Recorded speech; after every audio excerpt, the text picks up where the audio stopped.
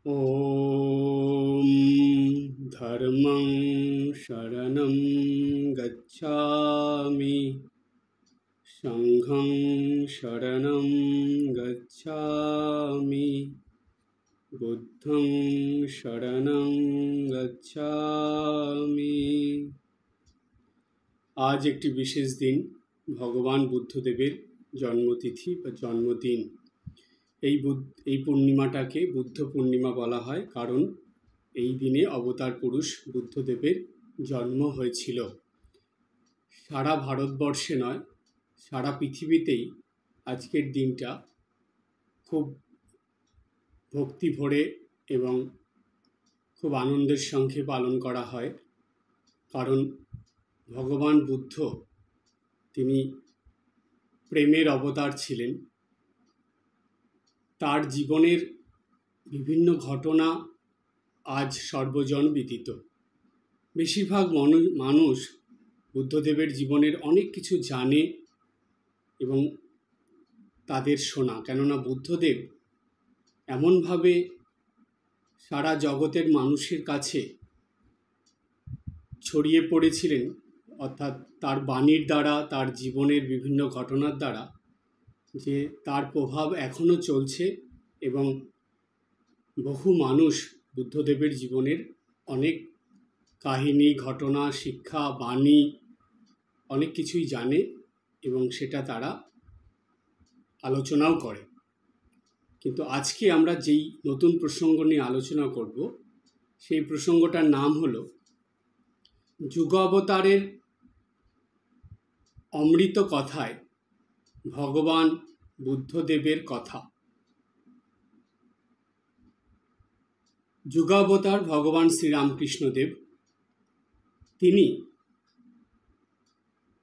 তার ভক্তদের সঙ্গে যখন ভাগবত প্রসঙ্গ করতেন, বিভিন্ন রকম ধর্মীয় আলোচনা করতেন, সেই সময় ঠাকুর শ্রীরামকৃষ্ণদেব কখনো যীশুখ্রিস্টের কথা, কখনো বুদ্ধদেবের কথা, কখনো রামের কথা, কখনো কৃষ্ণের কথা, বিভিন্ন অবতার পুরুষদের কথা তিনি বলতেন, আবার কখনো চৈতন্যদেবের কথা।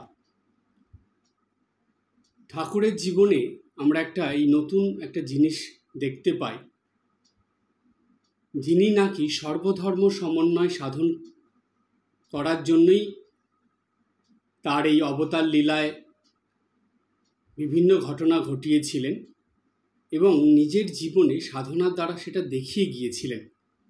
এবং ঠাকুর এমন একজন ছিলেন যিনি কথা প্রসঙ্গে পূর্ব সব অবতার সাধক কত তাদের যে দৃষ্টান্ত, তাদের কথা, তাদের জীবনের শিক্ষা এত সহজভাবে তার ত্যাগী গৃহী ভক্তদের কাছে তুলে ধরতেন যে তার কথা শুনে মনে হতো যেন তিনি স্বয়ং সেইখানে উপস্থিত ছিলেন।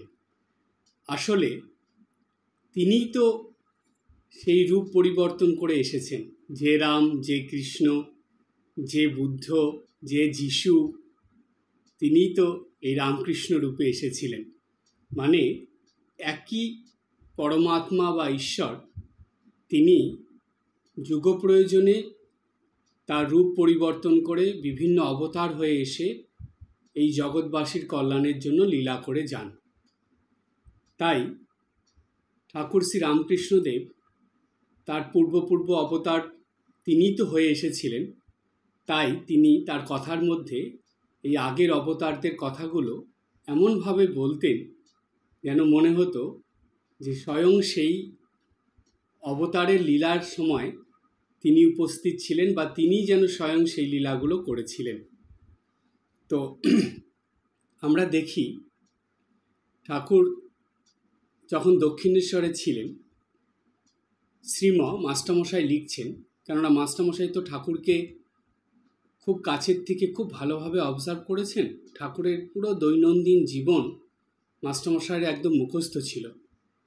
তা মাস্টারমশাই লিখছেন যে ঠাকুরের ঘরে অনেক দেবদেবীদের ছবি ছিল, কিন্তু সেইখানে বুদ্ধদেবের মূর্তি ছিল, একটা পাথরের মূর্তি ছিল ঠাকুরের ঘরে। বুদ্ধদেবের ছবি ছিল না, মূর্তি ছিল। আর ঠাকুরের অভ্যাস ছিল প্রতিদিন সকাল সন্ধ্যা দুবার সেই ছবিগুলোর দিকে তাকিয়ে হাত জোর করে প্রার্থনা করতেন, প্রণাম করতেন। আর ওই বুদ্ধদেবের মূর্তিটার সামনে গিয়ে হাত জোর করে বুদ্ধদেবকেও ঠাকুর প্রণাম করতেন। তাহলে আমরা এটা পরিষ্কার বুঝলাম যে ঠাকুরের বুদ্ধদেবের প্রতি কতটা মনের সেই ভক্তি, বিশ্বাস, ভালোবাসা ছিল। তার নিজের ঘরেই তিনি বুদ্ধদেবের একটি প্রস্তর মূর্তি অর্থাৎ পাথরের মূর্তি রেখে দিয়েছিলেন।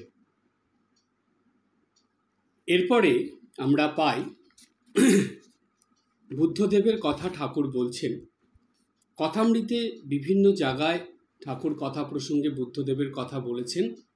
আমরা সেখান থেকে বেশ কিছু গুরুত্বপূর্ণ প্রসঙ্গ বুদ্ধদেবের সম্বন্ধে বা বুদ্ধদেবের কথা, যেটা যুগাবতার শ্রী রামকৃষ্ণদেব বলেছেন, সেই কথাগুলো নিয়ে আজকে আলোচনা করব। ঠাকুর এক জায়গায় বলছেন যে ভক্তদের কাছে ধর্মীয় প্রসঙ্গ করতে করতে তিনি বুদ্ধদেবের কথা বলছেন। বলতে বলতে তিনি বলছেন যে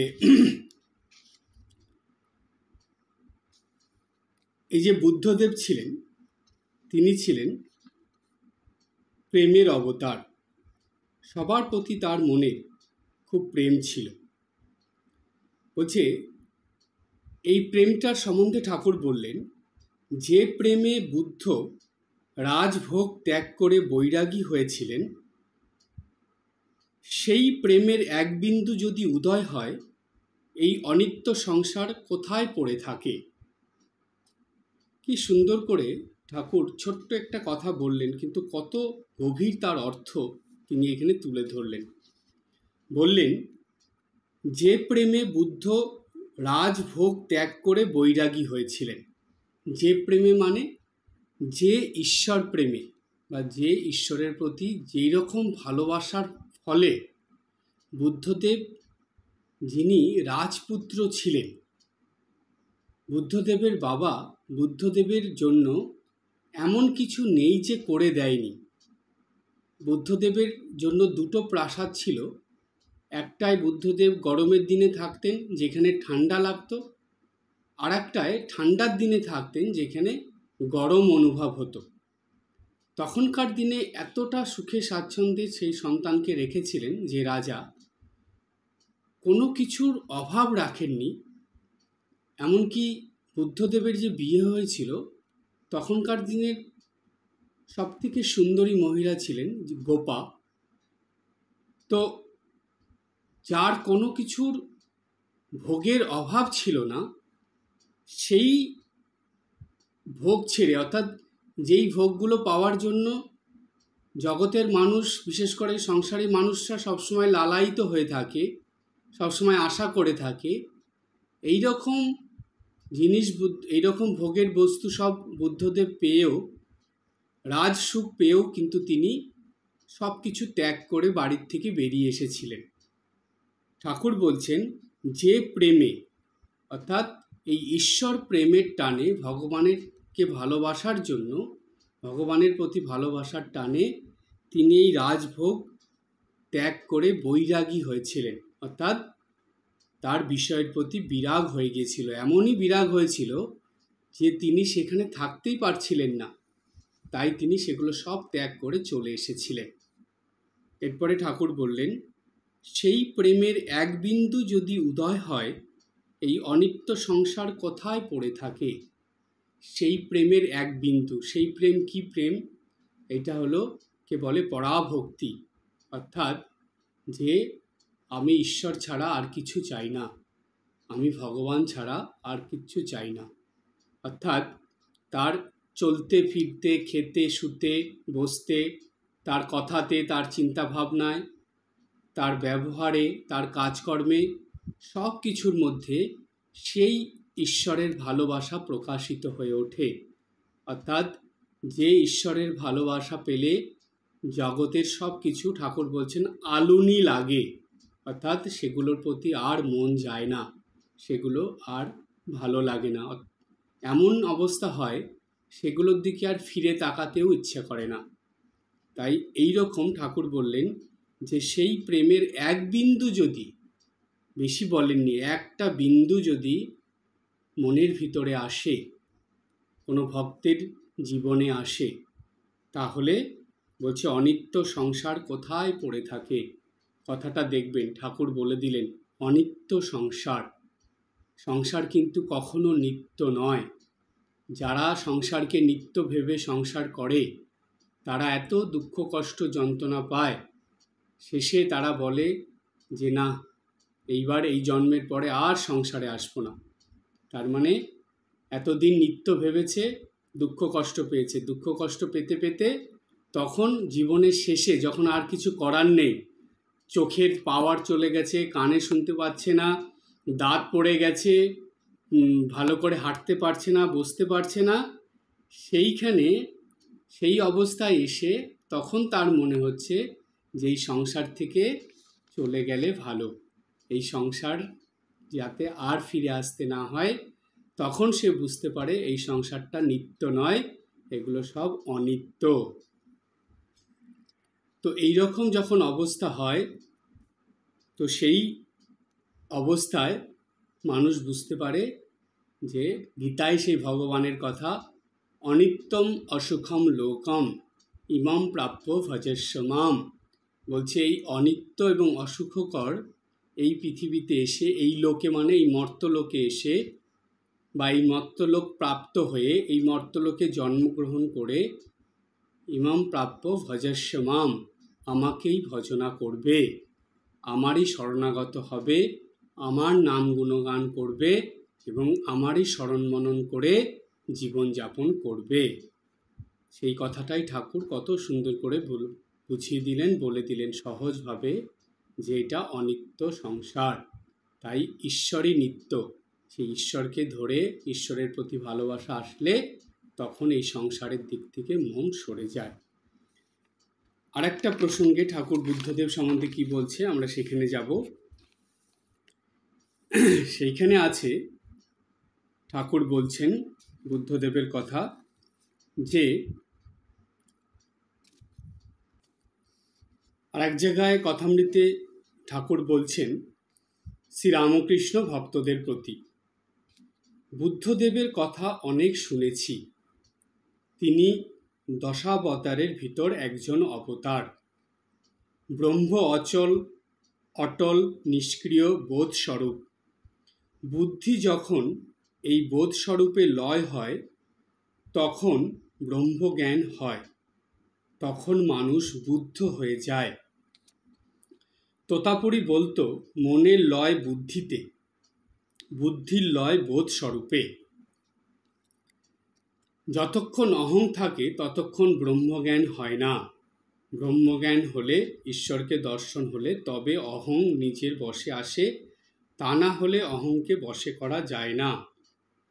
নিজের ছায়াকে ধরা শক্ত, তবে সূর্য মাথার উপরে এলে ছায়া আধ হাতের মধ্যে থাকে। ঠাকুর এখানে খুব সুন্দর প্রসঙ্গ করছেন, ভক্তদেরকে বলছেন যে বুদ্ধদেবের কথা অনেক শুনেছি। একটা ঘটনার কথা এই প্রসঙ্গে মনে পড়ে। ঠাকুর ভক্তদেরকে অনেক কথা বলতেন। তখন ঠাকুরের ভাগ্নে হৃদয় কি করত, সে যখন কাজের ফাঁকে ফাঁকে সময় পেত এসে শুনত যে তার মামা কি বলছে। এরকম সব বড় বড় পণ্ডিত মানুষরা আসছে, বড় বড় ভক্তরা আসছে, তাদের সঙ্গে মামা কি কথা বলছে, যে মামা বলছে তারা হা করে ঠাকুরের কথা শুনছে, তো ব্যাপারটা কি। কিন্তু হৃদয় রাম লক্ষ্য করে দেখেছে, মানে ঠাকুর হৃদয়কে ঋদু বলে ডাকত, তো হৃদয় লক্ষ্য করে দেখেছে যে ঠাকুর একই কথা বারবার বলে, তো কিন্তু বলে অনেক রকম কথা বলতে পারে। তো একদিন ফাঁকা দেখে হৃদয় ঠাকুরকে জিজ্ঞেস করছে যে আচ্ছা মামা, একটা কথা জিজ্ঞেস করি। বলছে কি কর। বলছে তুমি তো পড়াশোনা করনি, শাস্ত্র পড়নি, তুমি এত কথা জানলে কি করে? তুমি এইসব বড় বড় পণ্ডিতদের সঙ্গে এইরকম সব সেই বড় বড় ভক্তরা আসে যারা খুব জ্ঞানী গুণী, তাদের সঙ্গে এরকম কথা কি করে বলতে পারো? তারা তোমার কথা সব হা করে শোনে, তুমি এত কিছু জানলে কি করে? এত শাস্ত্র কথা, এত সব জ্ঞানের কথা কি করে জানলে? তো ঠাকুর তখন হাসছে, এসে বলছে যে আমি পড়াশোনা করিনি, কিন্তু শুনেছি কম। অর্থাৎ ঠাকুর যতদিন না মায়ের দর্শন পেয়েছেন তার আগে পর্যন্ত ঠাকুর সাধনাও করেছেন, এবং যত সব পণ্ডিত মানুষরা দক্ষিণেশ্বরে আসতেন, ভাগবত পাঠ করতেন, বিভিন্ন বিষয়ে আলোচনা করতেন, ঠাকুর চুপ করে সবার আড়ালে বসে বসে তাদের সব কথাগুলো শুনতেন। তো ঠাকুরের এই শ্রবণ শক্তিটা ছিল খুব প্রখর। অর্থাৎ তিনি যা একবার শুনতেন সেটা তার পুরো মনের গভীরে গেঁথে যেত, এবং সেটা তিনি একদম প্রত্যেকটা শব্দ তিনি মনে রাখতেন, ভুলতেন না। এত তিনি শ্রুতিধর এবং স্মৃতিধর দুটোই ছিলেন ঠাকুর। তাই ঠাকুরের সব কথা মনে থাকতো এবং তিনি কথা প্রসঙ্গে সেগুলো বলতেন। তাই এখানে ঠাকুর বললেন, বুদ্ধদেবের কথা অনেক শুনেছি, তিনি দশাবতারের ভিতর একজন অবতার। এই যে ভগবানের 10 জন অবতার, বিষ্ণুর 10 জন অবতারের কথা বলা হয়, তার মধ্যে বুদ্ধদেব একজন। ঠাকুর বলছেন, ব্রহ্ম অচল অটল নিষ্ক্রিয় বোধ স্বরূপ। অর্থাৎ ঠাকুরের একটা নতুন কথা আছে, বোধে বোধ, বোধে বোধ হওয়া। অর্থাৎ মানুষের ভিতরে যে বোধ থাকে, যে ঐশ্বরিক সত্তা থাকে, তার মধ্যে যখন ব্রহ্মের স্বরূপ প্রকাশিত হয়, সেটাই হলো বোধে বোধ হওয়া। তো ঠাকুর এখানে বললেন, ব্রহ্ম অচল অটল নিষ্ক্রিয় বোধ স্বরূপ। বুদ্ধি যখন এই বোধ স্বরূপে লয় হয়, তখন ব্রহ্মজ্ঞান হয়, তখন মানুষ বুদ্ধ হয়ে যায়। অর্থাৎ বুদ্ধি মানে আমার মনের চিন্তা ভাবনা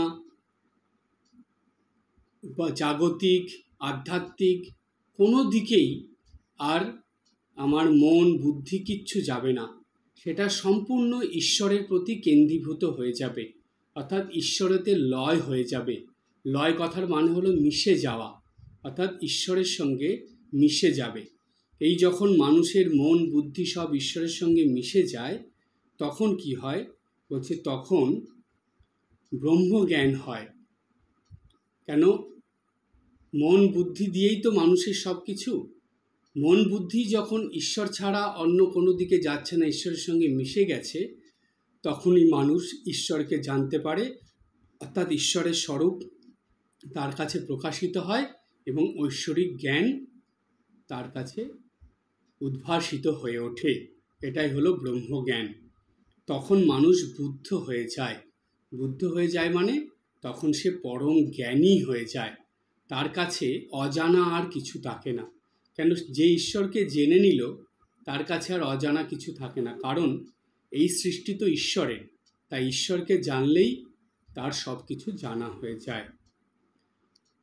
এরপরে ঠাকুর বলছেন যে তোতাপুরি বলতো, মনের লয় বুদ্ধিতে, বুদ্ধির লয় বোধ স্বরূপে। অর্থাৎ মন ধীরে ধীরে বুদ্ধিতে লয় হয়। আর বুদ্ধি কোথায় লয় হয়? বুদ্ধি লয় হয় বোধ স্বরূপে। অর্থাৎ ঈশ্বরের স্বরূপে গিয়ে বুদ্ধি লয় হয়ে যায়, মিশে যায়।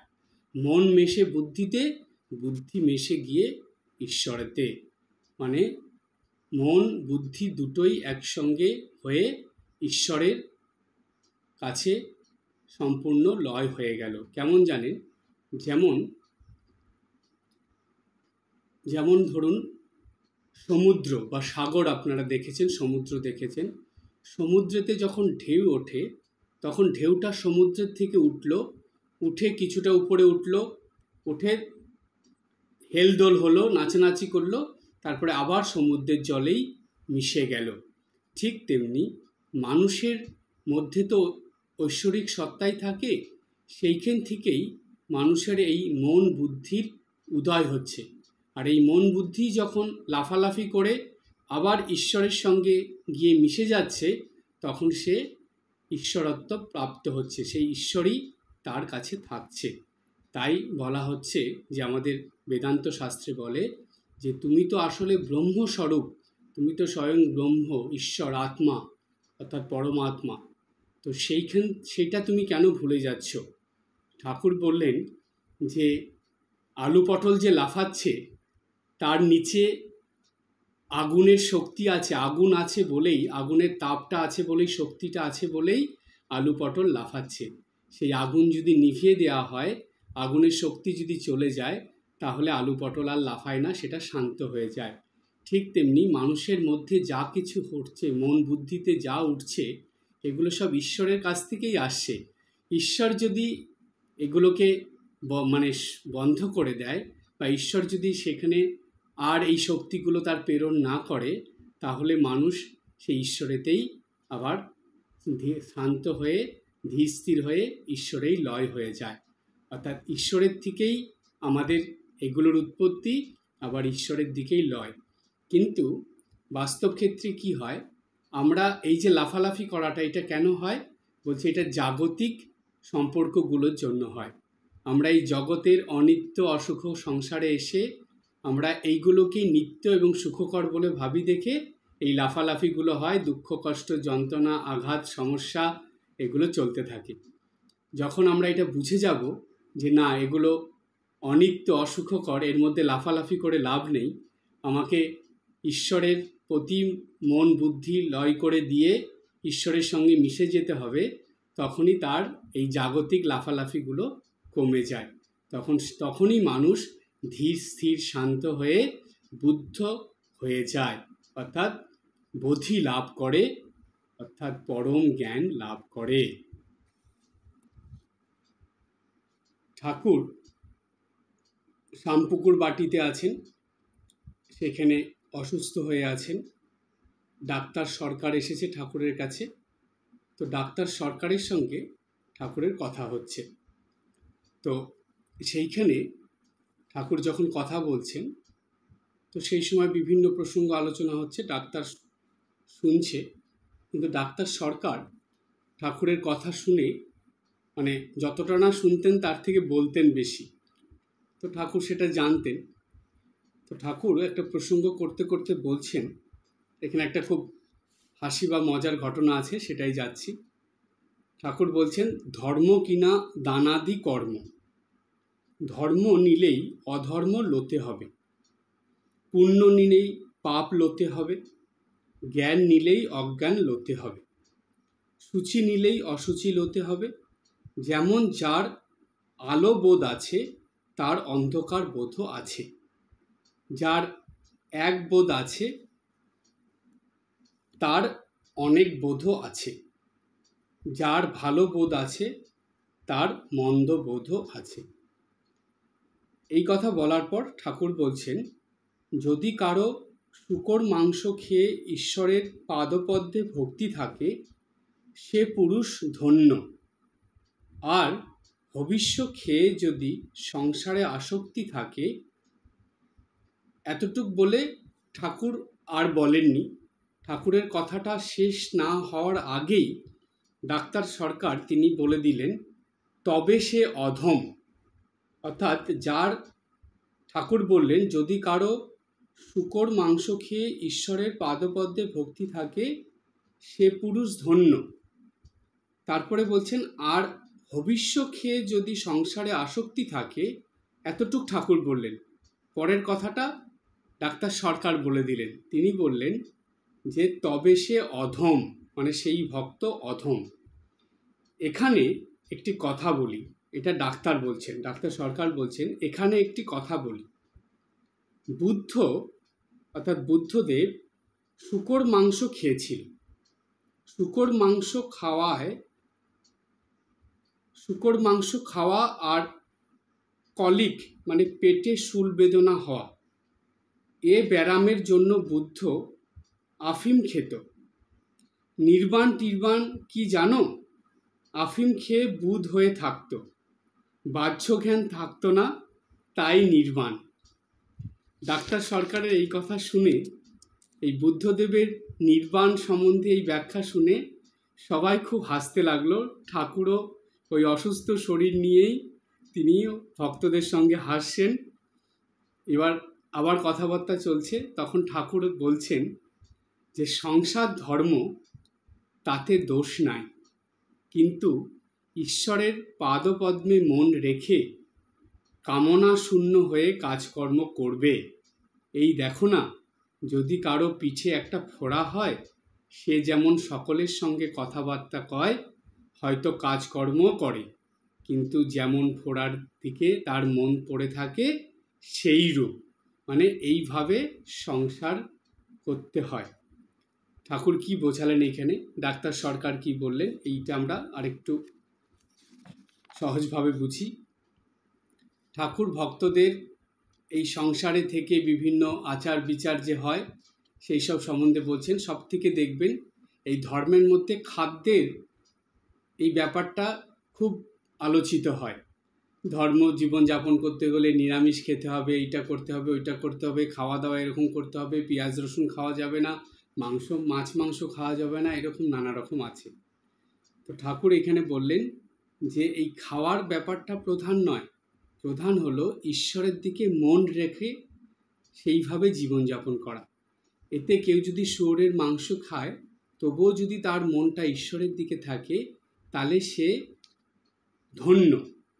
আর একজন হবিষ্যান্ন খাচ্ছে, হবিষ্যান্ন মানে শুধু সিদ্ধ ভাত খাচ্ছে, কিন্তু তার সংসারের প্রতি চরম আসক্তি, সে ছেলে মেয়ে নাতি নাতনি টাকা পয়সা ধন সম্পত্তি ছাড়া আর কিছু বুঝছে না, ব্যাংক ব্যালেন্স এটিএম কার্ড এই দিকেই তার মন পড়ে থাকছে।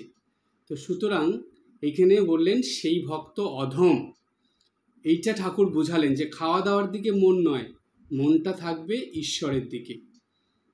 এইবার ডাক্তার সরকার কি করলেন, বুদ্ধদেবের একটা প্রসঙ্গ টেনে আনলেন। তিনি জানেন না, কিন্তু নিজের মতন বলে দিলেন যে বুদ্ধদেব শূকরের মাংস খেয়েছিল। আসলে বুদ্ধদেবের এই ঘটনাটা বলি আপনাদের, বুদ্ধদেব শূকরের মাংস ইচ্ছা করে খায়নি।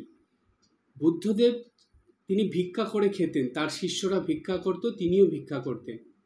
তো এক ভিক্ষায় কি, ভিক্ষা অন্ন বলা হয়, ভিক্ষা অন্ন আড়া আর কাড়া, অর্থাৎ ভিক্ষায় যেটা পাওয়া যাবে সেটা ভালো মন্দ যাই হোক আমাকে হাসি মুখে গ্রহণ করে খেতে হবে। তো বুদ্ধদেব এক জায়গায় ভিক্ষা করতে করতে একটা বাড়িতে গেছে, সেইখানে একজন ইচ্ছা করেই শয়তানি করে তাকে শিখিয়ে দিয়েছিল যে তুমি ইচ্ছা করে এইটা বুদ্ধদেবের ওই যে ভিক্ষা নেওয়ার যে পাত্রটা তার মধ্যে দিয়ে দেবে। তো বুদ্ধদেব এর পাত্রে সেটা দিয়েছে। এবার বুদ্ধদেব ভিক্ষায় যেটা পেয়েছে সেটা তো তাকে খেতেই হবে, সে তো ভিক্ষার জিনিস নষ্ট করবে না। তাই বুদ্ধদেব সেটা ভগবানের স্মরণ নিয়ে বা ঈশ্বরের স্মরণ নিয়ে সেটা খেয়ে নিয়েছিলেন। তাই এখানে সেই ঘটনাটা সম্পূর্ণ ডাক্তার কিছু জানে না, সে নিজের মতন করে একটা বলে দিল যে বুদ্ধ শূকরের মাংস খেয়েছিল, এইটা ঠিক, কিন্তু কি পরিপ্রেক্ষিতে কিভাবে কিসের জন্য খেয়েছিল সেটা সে জানে না। সে বলছে শূকর মাংস খাওয়ার পর তার পেটে বেদনা মানে পেটের ব্যথা শুরু হয়েছিল এবং এর জন্য তাকে আফিম খেতে হয়েছিল। বুদ্ধদেবের কি হলো, ওই যে ভিক্ষে করার পরে ভিক্ষেতে যে শুয়োরের মাংসটা সে পেল, যে একজন ইচ্ছা করে শয়তানি করে বা শত্রুতা করে এই শুয়োরের মাংসটা বুদ্ধদেবের ভিক্ষার পাত্রে দিয়ে দিয়েছিল, বুদ্ধদেব সেটা কিন্তু খেয়ে নিয়েছিল। বুদ্ধদেব জানতো, কিন্তু সে তার ভিক্ষার সেই বস্তুটা যাতে নষ্ট না হয় সেজন্য খেয়ে নিল। খাওয়ার পর বুদ্ধদেব জানতো এটাই তার ধীরে ধীরে মৃত্যুর কারণ হবে। এই শুয়োরের মাংস খাওয়ার পরই বুদ্ধদেবের প্রচণ্ড পেটের ব্যথা শুরু হয়েছিল এবং সেটা এমন আকারে পৌঁছেছিল, তখনকার দিনে তো এত মানে অ্যাডভান্স বা এত উন্নত মানের ওষুধ তখন তো বেরোয়নি, তখন ওই যেটা আয়ুর্বেদিক ওষুধ সেগুলো খেয়ে থাকতে হতো। তো এই ব্যথা বেদনা কমানোর জন্য আফিমের ব্যবহার করা হতো আগেকার দিনে বুদ্ধদেবের সেই সময়। তো তাই বুদ্ধদেবের এই পেটের ব্যথার জন্য আফিম দেওয়া হয়েছিল। তো বুদ্ধদেবকে এই মানে পেটের ব্যথা এমন শুরু হতো, তখন তাকে বাধ্য হয়ে আফিম খেতে হতো। আর এই ব্যথার কারণেই এর থেকেই ধীরে ধীরে বুদ্ধদেবের জীবনে সেই মৃত্যুর নেমে এসেছিল এবং এতেই তার মৃত্যু হয়েছিল। তো কিন্তু তাকে আফিম খেতে হতো। এইখানে ডাক্তার সরকার সেই কথাটাই বলছেন। আর নির্বাণের কথাটা কেমন বলছেন, যে নির্বাণ টির্বাণ কি জানো, আফিম খেয়ে বুঁদ হয়ে থাকতো, বাহ্যজ্ঞান থাকতো না, তাই নির্বাণ। নির্বাণ মানে এটা সমাধি অবস্থা। তো বুদ্ধদেব তো তার ব্যথা সহ্য করতে না পেরে মনটাকে ওখান থেকে উঠিয়ে নিত, সমাধিতে চলে যেত। যখনই মন নিচে নামিয়ে আনতো তখনই ব্যথা শুরু হতো, তখন তাকে আফিম খেতে হতো ব্যথা কমানোর জন্য। এটা জগৎবাসীর কল্যাণের জন্য, মঙ্গলের জন্য বুদ্ধদেবকে এটা করতে হতো। কিন্তু ডাক্তার সরকার সেটাকে পুরো অন্যভাবে ব্যাখ্যা করলো।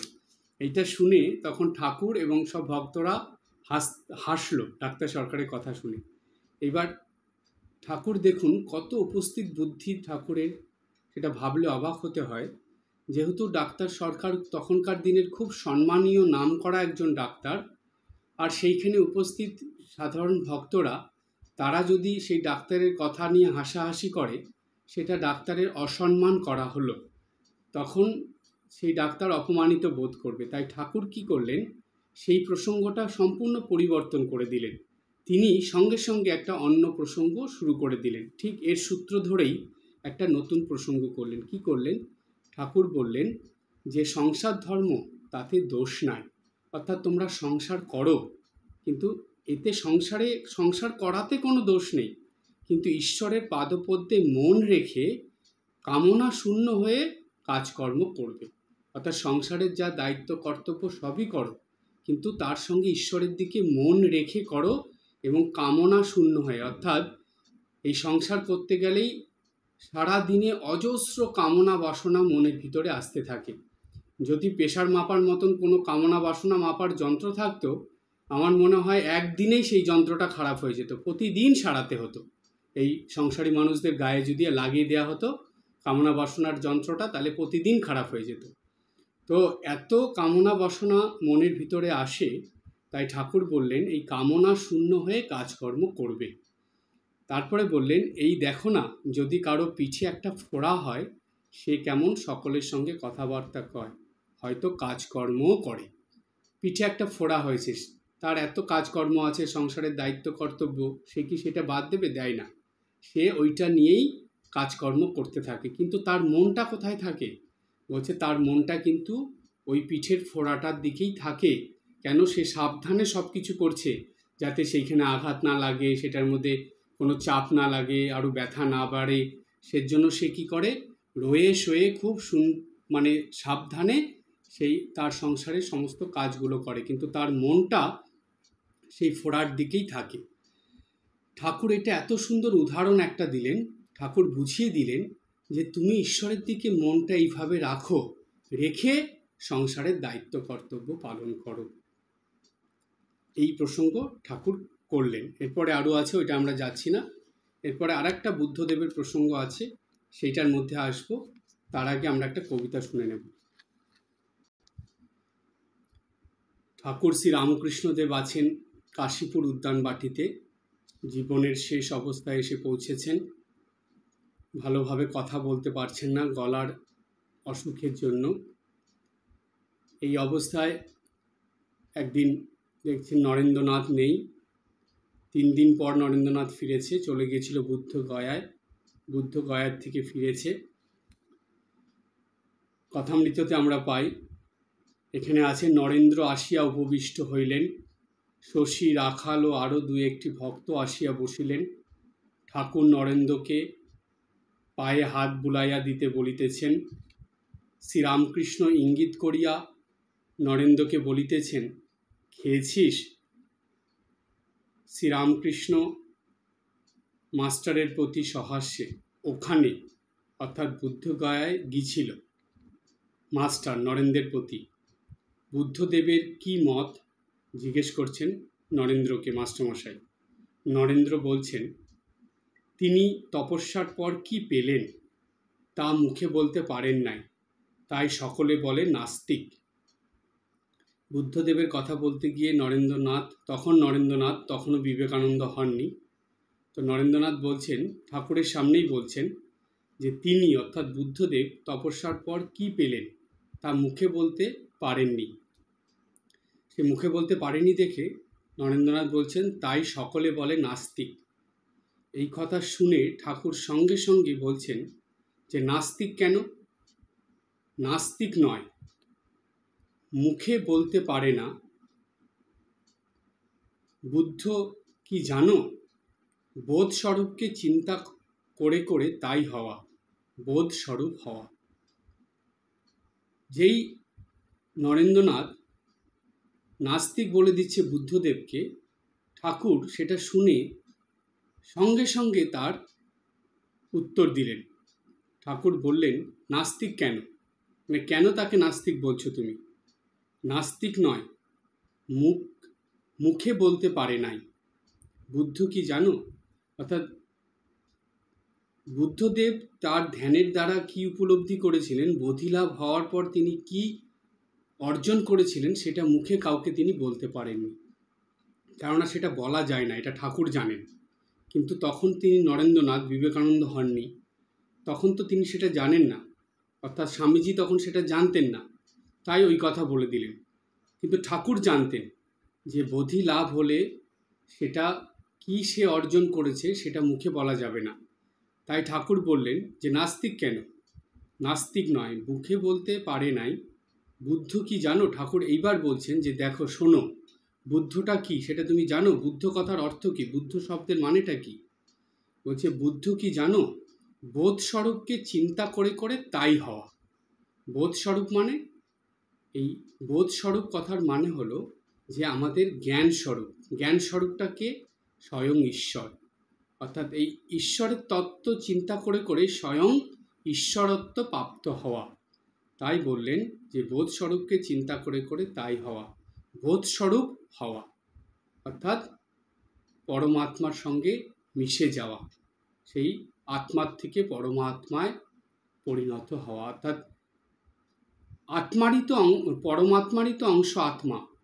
তাই সেই আত্মা যদি পরমাত্মার চিন্তা করে, তাহলে সে পরমাত্মার সঙ্গে মিশে যায়, তার আর ভেদ থাকে না। তাই বলছে বোধ স্বরূপ, অর্থাৎ বোধস্বরূপের কথা চিন্তা করতে করতে বা বোধস্বরূপকে চিন্তা করে করে বোধস্বরূপ হওয়া। নরেন্দ্র তখন বলছে, আজ্ঞা হাঁ, এদের 3 শ্রেণী আছে, বুদ্ধ, অর্হৎ আর বোধিসত্ত্ব। এই কথা শুনে ঠাকুর বলছেন, শ্রীরামকৃষ্ণ, এ তাঁরই খেলা, নতুন একটা লীলা। এ তাঁরই খেলা মানে এটা ঈশ্বরেরই একটা খেলা। বলছে নতুন একটা লীলা, তার মানে বুদ্ধদেব এসেছিলেন তো, সে আগের অবতাররা যা লীলা করেছেন সেটা তো করবেন না, তিনি একটা নতুন ধরনের লীলা করলেন। কিন্তু যত অবতার এসেছেন তাদের প্রত্যেক অবতারের লীলাগুলোই কিন্তু মানব কল্যাণের জন্য, মানুষের উন্নতির জন্য, মঙ্গলের জন্য। তাই বুদ্ধদেবেরও এই একটা নতুন লীলা। তারপরে ঠাকুর বললেন, নাস্তিক কেন হতে যাবে? যেখানে স্বরূপকে বোধ হয় সেখানে অস্তি নাস্তির মধ্যের অবস্থা। বলছে নাস্তিক কেন হবে? যেখানে স্বরূপকে বোধ হচ্ছে, নিজের স্বরূপ। আমার স্বরূপ কি? আমার স্বরূপ হলো ঈশ্বরত্ব। তো ঈশ্বরত্ব যেখানে বোধ হয় সেখানে কি বলছে? সেখানে হলো অস্তি নাস্তির মধ্যের অবস্থা। মানে অস্তি মানে আছে, আবার নাস্তি মানে নেই, আছে আবার নেই, এইরকম মাঝের অবস্থায় হলো বোধ স্বরূপের অবস্থা।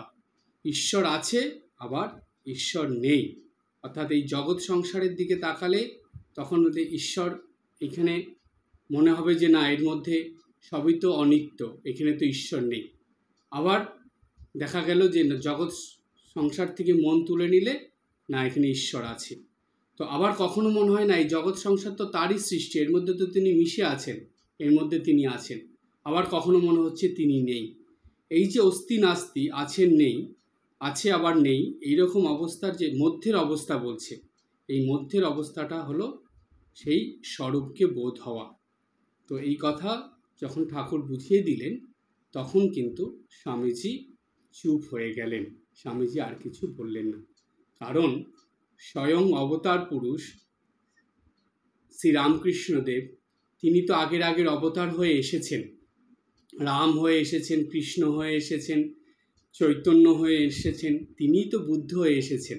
তাই বুদ্ধদেবের কথা তার থেকে ভালো এবং তার থেকে গভীরভাবে আর কে জানবে, কে বুঝবে। তাই স্বামীজি যখন এই কথা বলেছেন যে নাস্তিক বলেছেন, ঠাকুর সেটা কিছুতেই মেনে নিলেন না, সহ্য করলেন না। তিনি ওই অসুস্থ অবস্থাতেই স্বামীজিকে বুঝিয়ে দিলেন যে না না, এটা ভুল, নাস্তিক নয়। তিনি মুখে বলতে পারেননি। ঠাকুর এক জায়গায় বলছেন সব কিছু উচ্ছিষ্ট হয়েছে কিন্তু ব্রহ্ম উচ্ছিষ্ট হয়নি, কারণ সেটা মুখে বলা যায় না। যে ব্রহ্মজ্ঞান লাভ করে সে কখনো অপরকে কিছু বলতে পারে না। তাই বোধি লাভ করাও হলো সেই পরমাত্মার ঈশ্বরের জ্ঞান লাভ করা। সেটা অপরকে কি করে বোঝাবে যে সে কি অর্জন করেছে, কি লাভ করেছে? সেটা তার জীবন আচরণের মধ্যে দিয়ে, কর্মের মধ্যে দিয়ে, ব্যবহারের মধ্যে দিয়ে বুঝতে হবে। তাই যারা বুঝতে পারেনি তারা তাকে নাস্তিক বলেছিল। তো স্বামীজি নরেন্দ্রনাথ সেটা শুনে এসে বুদ্ধগয়ার থেকে সেটাই বলছে। সে তো জানে না, সে বলে দিয়েছে, কিন্তু ঠাকুর জানেন যে এই কথাটা ভুল।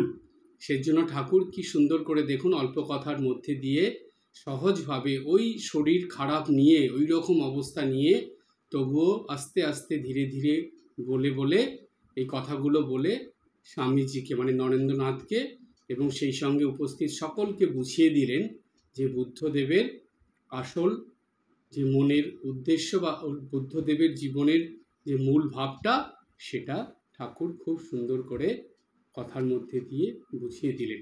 তখন নরেন্দ্রনাথ, যে নরেন্দ্রনাথ এত তর্ক করতেন, কিন্তু ঠাকুরের এই কথায় সে একদম চুপ হয়ে গেল, আর কোনো তর্কের মধ্যে গেলেন না। তিনি বুঝলেন যে না, এটা ঠিক, তিনি যেটা বলছেন সেটা ভুল, ঠাকুরের কথাটাই ঠিক। তাই স্বয়ং যুগ অবতারের অমৃত কথার মধ্যে আমরা বুদ্ধদেবের কথা এত সুন্দরভাবে প্রসঙ্গক্রমে পেলাম যে আমাদের সব সময় মনে রাখার মতন যে একজন অবতার আর একজন অবতারের কথা কত সুন্দর করে প্রসঙ্গক্রমে বলছেন, যেটা আমাদের কাছে একটা নতুন পাওনা। আর এটাই ঠাকুর আমাদেরকে দিলেন। ঠাকুর এইবার এসে মানে এই অবতারে এসে স্বয়ং মানে ভগবান রামকৃষ্ণ অবতারে এসে অনেক নতুন নতুন জিনিস আমাদেরকে দিয়ে গেছেন। আর সেই নতুন জিনিসগুলো এই কলিযুগের মানুষের কাছে ধর্মটাকে এত সহজ করে দিয়েছে, এত নিজের করে দিয়েছে যে ওই ঠাকুরের কথাগুলো শুনে ওইভাবে যদি গৃহী ভক্তরা, ত্যাগী ভক্তরা জীবনযাপন করতে পারে, তাহলে তারা হাসি খুশি আনন্দের সঙ্গে ধর্মজীবন যাপন করতে পারবে এবং তাদের জীবনের যে মূল উদ্দেশ্য সেটাকে সফল করে তুলতে পারবে। তাই আজ আমরা সবার শেষে ভগবান শ্রীরামকৃষ্ণ, যিনি বুদ্ধ অবতারে গৌতম বুদ্ধ হয়ে এসেছিলেন, মানে সেই অবতারে এসে লীলা করে গেছেন, তিনি আবার তার দেহ রূপ পরিবর্তন করে শ্রীরামকৃষ্ণ রূপ নিয়ে আবার এই কলিযুগে লীলা করে গেলেন। তাহলে যে বুদ্ধদেব সেই শ্রীরামকৃষ্ণদেব, আমরা এটা নির্দ্বিধায় বলতে পারি। আজকে এই পর্যন্ত। সবাই ভালো থাকবেন, হাসি খুশি আনন্দে থাকবেন। ওম ধর্মং শরণং গচ্ছামি, সংঘং শরণং গচ্ছামি, বুদ্ধং শরণং গচ্ছামি, রামকৃষ্ণ শরণং গচ্ছামি।